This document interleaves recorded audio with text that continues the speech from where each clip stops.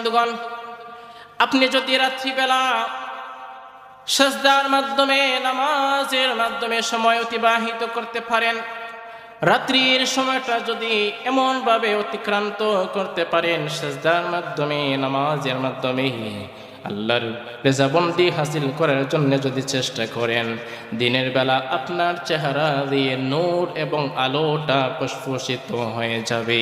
সুবহানাল্লাহ।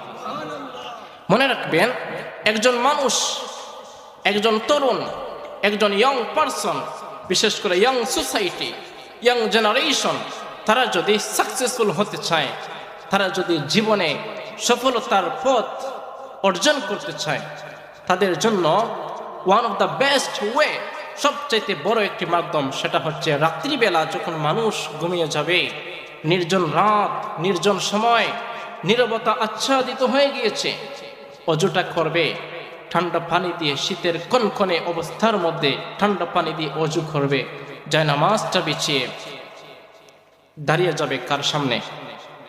জোরে বলেন, কার সামনে? আল্লাহর সামনে দাঁড়িয়ে